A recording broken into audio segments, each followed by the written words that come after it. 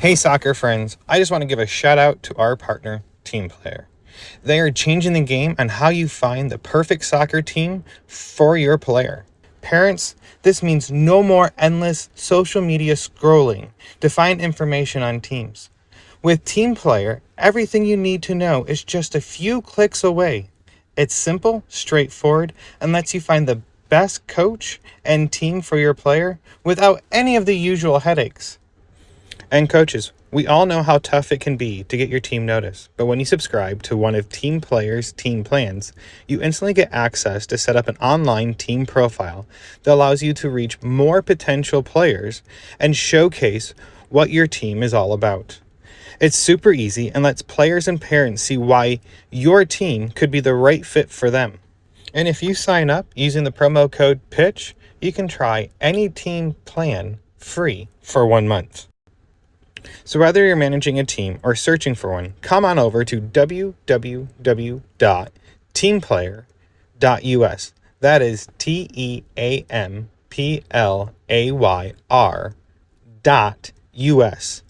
And come give Team Player a look. Family-owned Soccer Innovation is your go-to source for top quality equipment.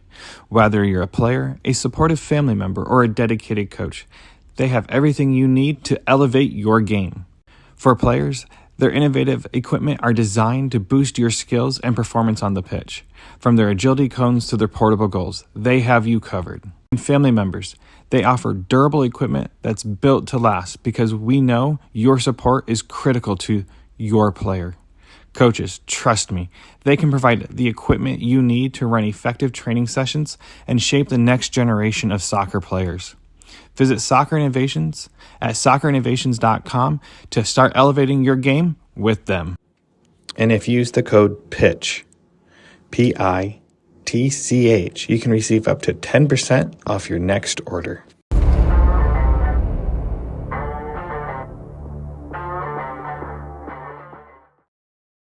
Guys, this is Ian Babcock, your host of Chat by the Pitch. This week, I have Sunny and Miriam talking about their orphanage and their charity work they're doing. I hope you guys take time to listen to this and check out their social medias. They will be linked at the end. But take time to listen to what Sunny and Miriam are talking about their orphanage and the work they're doing. It's very impressive, and doing it thousands of miles away. And I hope you guys enjoy this episode and what they talk about. And let's start this chat and head to the pitch.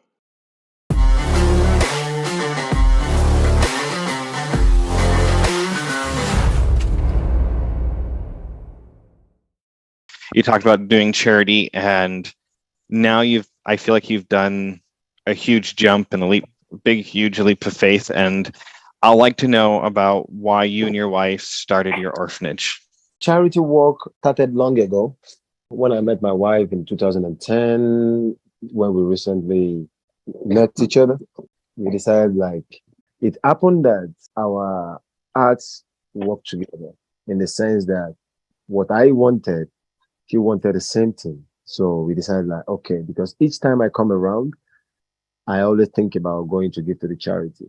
And that is what she does. And I believe she's a testimony to this, and she can also tell you how she has been doing some charity work even before we met.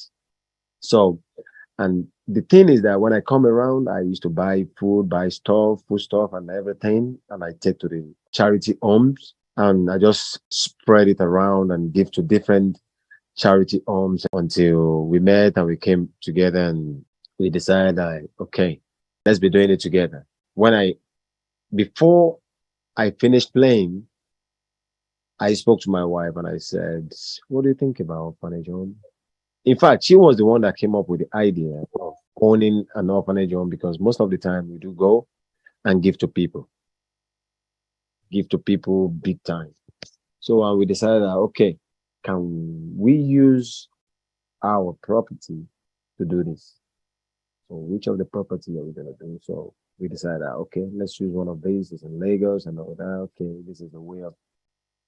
But she is I know for sure, and I believe she is the brain boss behind this. Because if not for her, I don't think and I believe she can also speak. She can say or talk more about this. Why don't you introduce who you are since Sunny's already introduced himself? My name is Mirian Stephen. I'm actually from the northern part of Nigeria, where we have most of all it's actually a war zone, like where we have the Boko Haram, the displaced kids, and a whole lot going on there. Have witnessed a whole lot of times and seasons where they kidnap kids, where they have bomb blasts, and so many things like that go on.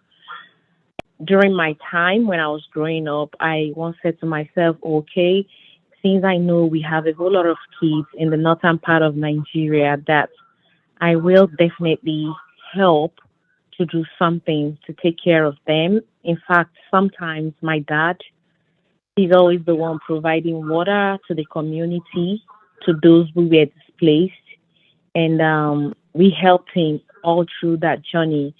And growing up again, I still met that kind of, I met a whole lot of people, a lot of displaced kids, women without husbands, widows, so many things. And I did tell myself that I will take it up to myself as soon as I'm able to do something.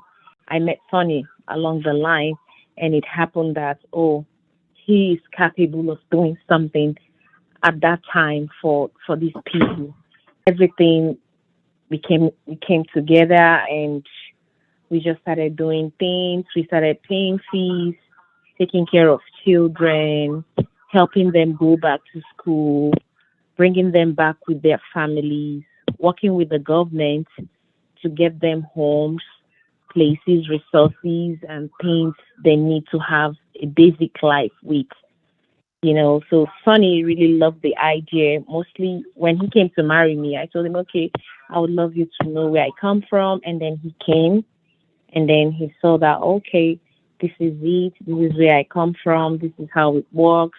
We have people like these who don't have the basic electricity. They don't have access to school, so many things. And like, okay, we're going to do something. We contacted my brother who works in the Navy. He's an army official there. He assisted us in doing a whole lot of projects. He still do assist us, like time to time when we have projects coming up, we call him. He calls the army officials because some of those area like war torn zones, he calls them and they make arrangements of so many things, get us security, and then we come to help the kids.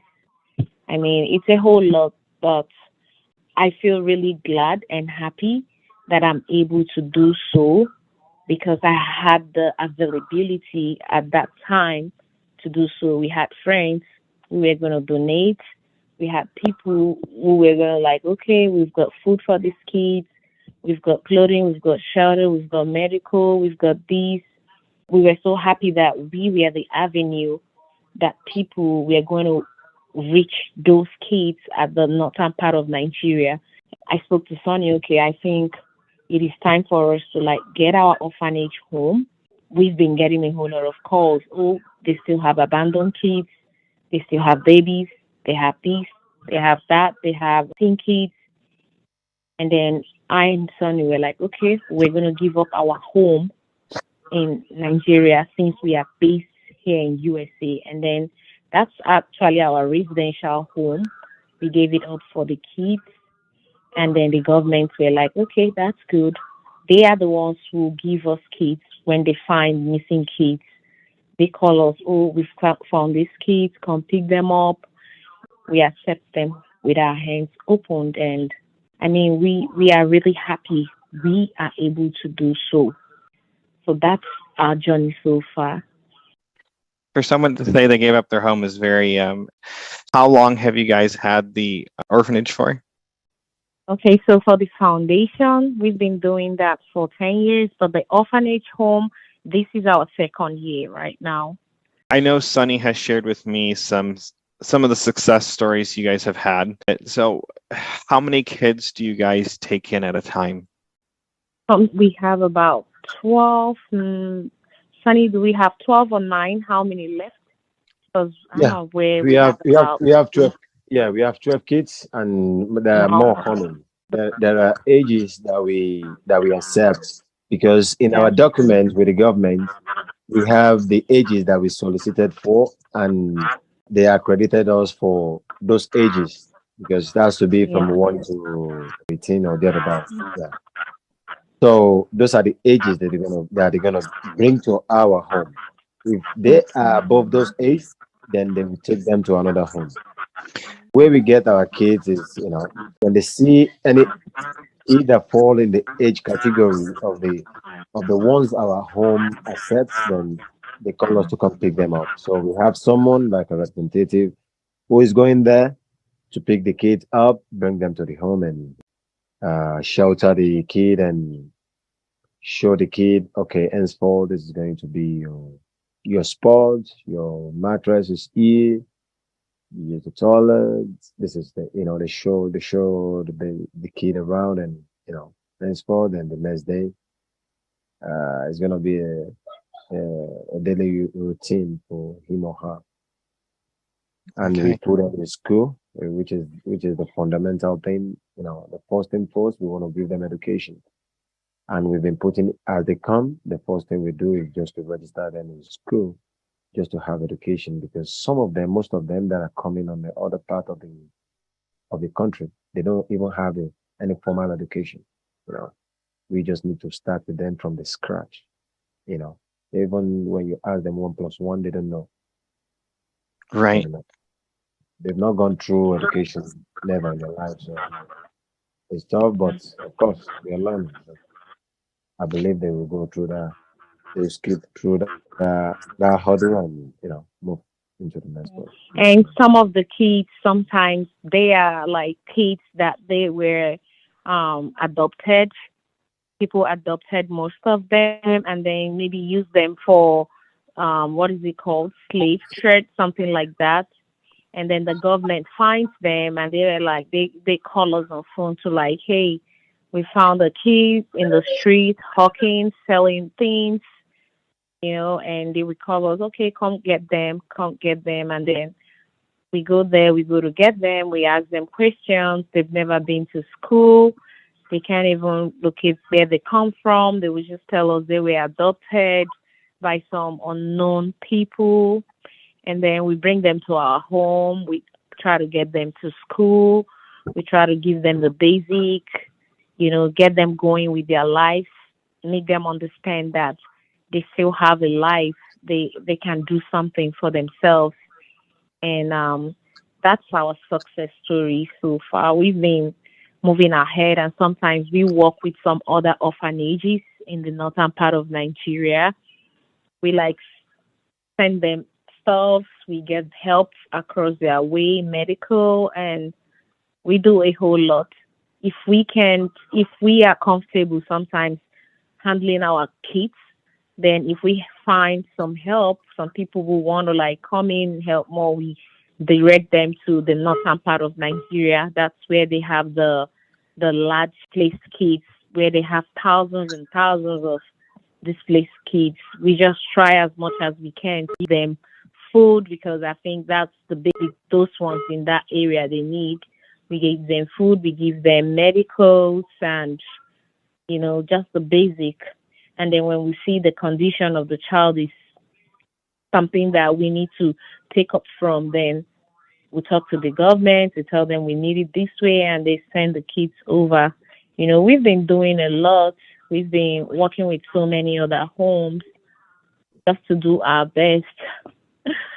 It's not been easy, but we are so thankful that doing it feels so easy, Blessed. it feels really easy. Yeah. Now, what has been your biggest struggle so far then in the last few years of doing the orphanage? I can only imagine the things that you guys are coming across that you guys need to have to get things done. Some of our biggest struggle is actually like the medicals. It's so hard. It's so hard. Like some of the kids, they need medicals. Like they need treatment. They need to be placed on a whole lot of treatments. They need to be placed on a whole lot of seasonal classes, mental health programs. They need all that stuff like a rehabilitation programs, stuff Let like me that. let me come in. So like a Yeah, rehab stuff. let me come in. Let me come in on this Yeah. one. Yeah, because there is a kid, like two of them that came into the orphanage home, and what we do every time, because we have a registered hospital where we register the kids, and the reason why we register them is that the moment they step into our home, we take them for medical to see what exactly is wrong with them that they themselves might not know. So when we get those information, so they can stay in the home. When we get this information, the first thing we do is to start a treatment if they have anything. For example, like the two that came, so we immediately pushed them to get their medical done, and the result came that one of them has a problem with the, is it the kidney or the liver or something, that the flint, that is what they call flint or something like that, flint, as an issue. So what is the problem now? What are we doing? They need to start treating. Okay, what is the treatment? They check the blood pressure or the blood whatever pressure, and they said, okay, she need a blood. They need to buy pint of blood. Okay, but don't forget, all these expenses, we've been the one taking care of this. We are not complaining. We are the one taking care of this. So what we did was that when people come and they say, okay, who has been taking care of it? Because these kids, they will still need to go through the government magistrate court, whereby that is where they're still going to pass the judgment. Because these kids are coming through the government into the home in a documented paper. And with this documented paper, we open a file for them in the orphanage home. When we open a file for them, and then they will still need to go to the magistrate court to do the hearings. So what is the hearing that they're going to hear? Okay, this kid, or how did the kid get here, blah, blah, blah. They need to find out where those parents of those kids are in that home forever. Or probably they will get an adoption for those kids to take the home ground. So coming back to the kid that was sick and that we've been treating. So they come and they ask, okay, who have been paying for the treatment? I said, we have been the one doing that. So, really? Yes. This is what we've been doing. So we need people, if Nike, if Adidas, if anyone can hear this podcast, let them know that we need them. We need people. We can't do it alone. We need them to come around and collaborate and push this thing forward. Because this is an initiative that we took from the onset, from the scratch, from the foundation, to this level where it is now. So right now, we want people to like come in and push this kids, because most of them, the medical that they need, it's not that the medical they cannot treat them in Nigeria, but it's better off to treat them abroad, or to treat them because that is where we have a confidential like treatment, like a real treatment that what is not coming back. It's gone and it's gone forever. Gotcha. So it would be if they get like chicken pox or something like that. It's getting them the treatment. No. Not chicken. I'm just using that as an example. I'm not saying chicken pox as one. I'm just saying, like you said, it comes and goes. Like it will go away for them. It won't come back. Chicken pox is not as. It's just a poor example of something to use. Yeah. I was just trying to find an example that came. That's the first one that came to mind. I can't think of an example. I'm not a medical person. I feel like I've been blessed So to where I it's came like from. a kidney. So it's like a kidney. I don't know if you like a kidney. I don't know how they. I'm not a doctor, so I don't really understand what it's called. But they said, like the last girl that came in, so they said she had a kidney, a problem with her spleen, kidney spleen, something like that. So we asked what happened to her, and they said someone adopted her from her parents and then injected her tummy with some kind of injections, and then the tummy she's just barely ate, and then she started swelling up so large like a pregnant woman. And then when people saw her, the man was going to use her to beg, like to hawk in the street, take her to the street, tell people, oh, she's sick. And they were like using her to make some money. They were telling people that, hey, she's sick, look at what's wrong with her. And people were going to be sympathizing, and they were going to be giving to the man who adopted her. And that was how the police came in, and they caught the man, and they like retrieved her from him, took her to the clinic, ran the test, and they said her kidney was already affected by the injection the adopters injected her on her tummy. So they started the treatment, and they couldn't finish it up. So they brought her to a charity, and they said she will have to live with that, but she needs what's it called, like she needs series of appointments time to time to make sure the tummy stops at the level it is right now. So we have a whole lot of conditions here and there, happening to them because of adoption. And sometimes Sonny and I, we really don't tell people like this is what we do. We don't like to stress people. We just work hard, work so much to sort it out ourselves, because we try to do something like this before. Like we had some boys who played soccer back home, and they were like, hey, Sonny, we know you play soccer. Can you get us cleats? Can you do this for us? And then Sonny had a deal with Nike, and they signed him for about, I think, $1 million. And it was a very nice deal. And then Sonny told them, oh, I accept the deal, but then I would also need you guys to give me some cleats so I can take it to Africa. And then they signed the whole deal and everything. And then they came up and said, well, since you want us to give you cleats because you want to take it to Africa, they canceled the whole deal. Like we had the $1 million right in front of us, and they canceled it because we requested for cleats to give to the boys in Africa. We lost that deal. So since I and Sonny, we lost the deal with Nike, we lost everything. We wake up every day to cry, and we were like, God, are you sure we can still tell people to help us? That means we have to do everything we have to do on our own.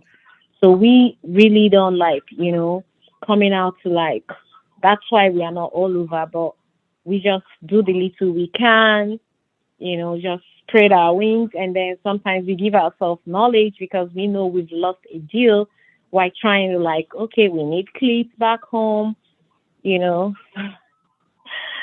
things that progressed into other things. And it's amazing how corporations kind of change their minds and processes of things. And I won't knock Nike at all, but I don't know the whole story, enough of the details, but it's not the first time I've heard stories like that where corporations will back out of sponsorships when they're requested for certain things. I mean, it's a sad day when that truly does happen.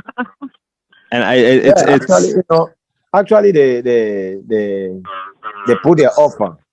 They put their offer, and I was asked for some things. And the thing that I was asking is just like, okay, are you gonna give me 4 bags of this of that so that I can take it to Africa and blah, blah. Thing that really broke us. Yeah, that is why I'm saying it out loud. And if Nike is here, if Adidas is here, let them come out. Let them come out.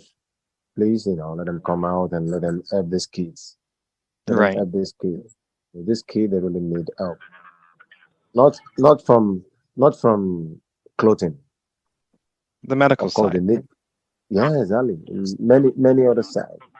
They need, well, thank God for everything. We've been providing them with We've food, been doing and people have been everything. coming, food and all that. But of course, we still need people. We cannot do it alone. We still need people. Yeah. We are trying our best though. We're still pushing until now. We are not complaining, but of course, coming together to do things, I think, is worthwhile. And one. Can always remember when we are like old. I do. It's something when you do something we have done that whenever we think about it, we are glad. Our hearts are like gladdened. Like if we can be in USA and we live comfortable, we have no fear of anything right now. We just trying to like pay our bills, try to do one or two things to pay our bills, to take care of those back home. I mean, we feel very, very opportune that we are able to like give out our home for those kids to stay there. Like you said, some people would have said, "Oh, rent it out." We had a lot of people saying, "Oh, why didn't you guys rent it out? You guys need the money more." Oh, yes, we know we need the money more, but when the call came in that this is what is happening, these kids at this place, this is it, this is it. They told me that hey, they don't really need food, or I've been doing that for years for them. Okay, you can't feed somebody who does not have a roof under their head. You can't feed them for a very long time. When they are done with that meal, they will think about where to sleep. They will think about what to do next. They don't have a life still. You can feed them in the camp for all you can, but they still don't have a life. So I and Sonny, we were like, okay, if we can give up our house, we were told, hey, you can rent it out for these, you can get $2,000, you can get these a year, you can get that. I just told Sonny, that's fine. Let's just give it up. And since we are in US, we can work. You can become a coach. You can get something else to buy another one. You can. So because of that, we really don't go back home to Nigeria. If we go home, we just go to a hotel and all that stuff to stay, but we don't go home right now. But I just told him I'm sure very soon we'll be able to go home to see what we have done so far. You know, we are very, very happy that we are doing it, and we are doing it the right way, the way we supposed to do it. We've been getting calls, people calling us, hey, they want to adopt, and we tell them, no, you have to go to the government, you have to speak to the government, because the kids are not like ours right now. They still belong to the government. So the government will be the one that will give the authorization for you guys to either adopt them or something. But right now, they just need rehab. They need their mental health, well being, and everything to be together. They need medicals, they need so many things. They need to go to school to get more educated. They need they need a lot. They need a lot. Mentally, they need a lot. But we are trying out. Yeah. What's the best way of reaching out to you guys to find a website, or do you guys have an email someone can email you at, or a phone number someone can reach you with to help you with whatever tact for you guys? Yes, Yes, sure. we We have. have a website and we have an email if they want to email us. ssmorphanage home at gmail.com. Site. And the website, the name is Sunday Stephen Miriam orphanagehome.com. Messages you would like to share with the listeners on your orphanage, or stories, or anything you guys else would like to share? Yeah, on my own side, I think I'm planning with my wife, we are planning to do the same thing like this, US. But the thing is that I don't know how it works, like money, how we can make something like this happen here. We also do is not only orphanage that we do. We also take care of widows, the ones that they don't have husband, their husband are dead, and you know, the women they don't have nothing, they don't have ends meet, and help widows as well. Because the last time I think around Easter period we did widow outreach, where we touched so many. We have the picture of what we did and the video of what we did, and people coming in and trooping in and picking foods, because we were really prepared to like give them give them food, give them some souvenir and all that. So they were happy. And these are the things we do maybe twice or three times in a year. I think we've done the one for April. One should be, and the next one is by December. Here, I know how hard it is to start stuff here in the United States with all the restrictions, and I'm doing Sunny and Miriam. I'm going to give you guys a big hug virtually, because that's just amazing what you're trying to do. We actually started stuff like that, like taking care of some of the widows that are like vets, the wives of vets. Some of them are like vets, some army officials, the wives, times we call them to our orphanage home. We have the pictures, a lot of pictures from them on our Instagram page. That's Sunday Stephen and Mirian Orphanage Home. So we have their pictures on our Instagram page. They come around and we take care of them and do the basic for them. Congratulate my wife openly right now for becoming a licensed realtor in United States. We got a license. I onboarded her with the EXP. It's been right now for her, take her, make her feel comfortable, and it's a new adventure for her. And I believe she's gonna do great exploit in this field that she has chosen. Thank you, ESP, for this great opportunity, for opening their door for her. Thank you, Sunny. So I just got my license last week, and meeting a whole lot of people, attending cocktails and invites to meet people, and then to me and get into the industry to learn more, to see how it works. And I would like to have clients that will support my business, and that's it. Yeah, because if we can be doing this, I'm not blowing my trumpet, but if we are in the business of helping people, and we've helped people until now, and it's now to still help people get their home where they can stay, of course, why not?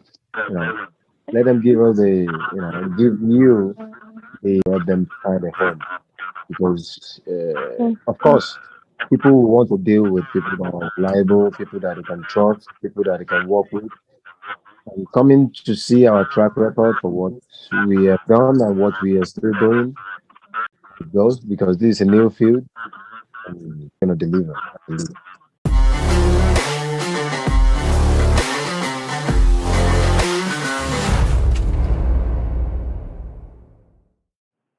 Hey guys, I hope you enjoyed this week's episode. I will have all their orphanage information, their email, their contact information. I'll be tagging them in the Instagram for this episode. I hope you guys take the time to truly enjoy what they're trying to do and truly appreciate it. What they're doing in their home country is absolutely amazing.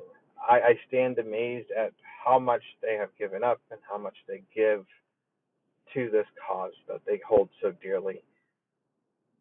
To give up a home to start the orphanage, wanting to do the same thing here in the United States is so impressive.